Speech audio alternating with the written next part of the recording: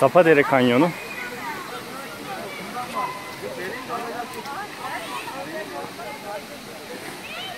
Burak, bir tane de bundan getir. Hangi araba? Beyaz Şahin var ya.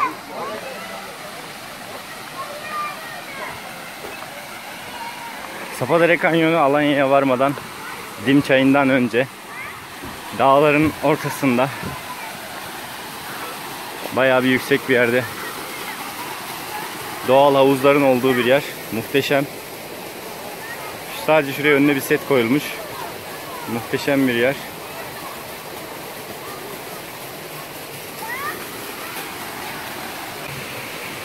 Dağların ortasında muhteşem bir yer.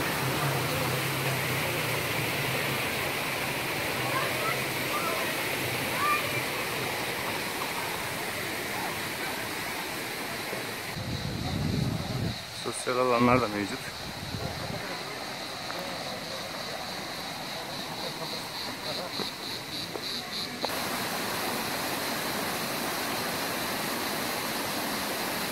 Süper bir yer. Giriş ücreti 10 TL alınıyor.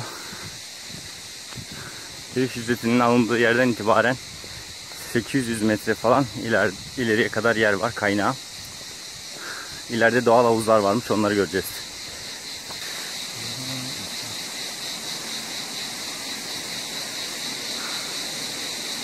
Yaşlı bir köpeğe benziyor şuradaki silüet.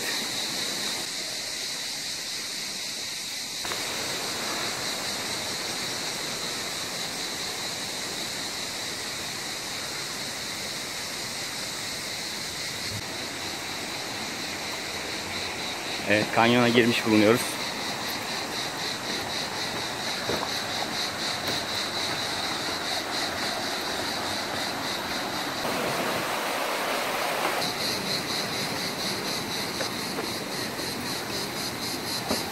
Mesela burası 2 metre 30 santim derinlikteymiş.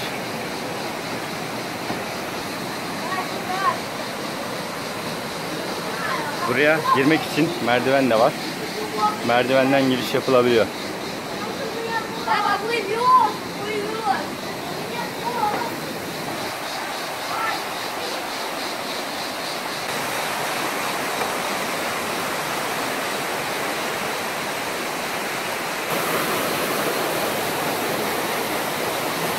Mesela burada bir havuz oluşmuş. Burası 6 metre 40 santim yazıyor.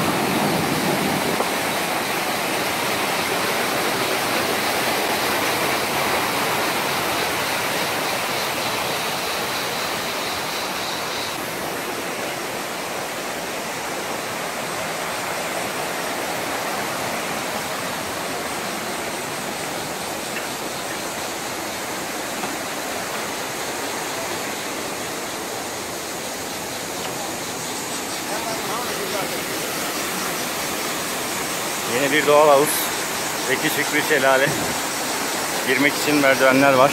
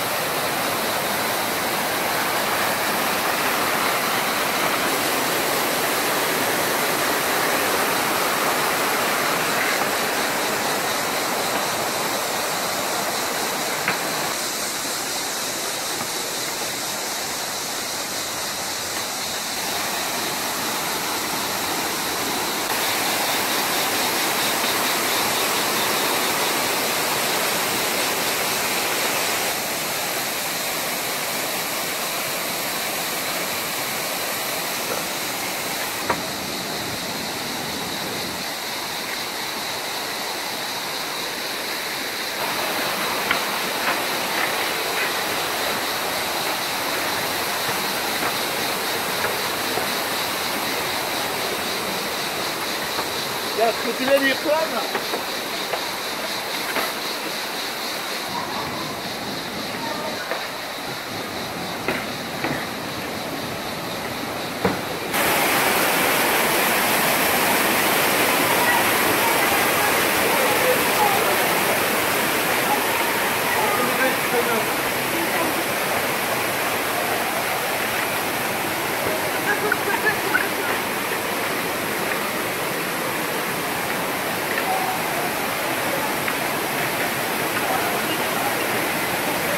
Safa Dereli son nokta.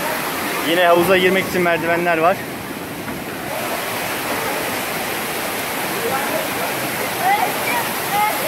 Hani 45 dakikaydı?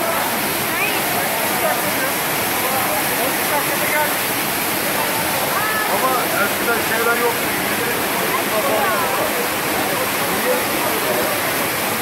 Bilmiyorum.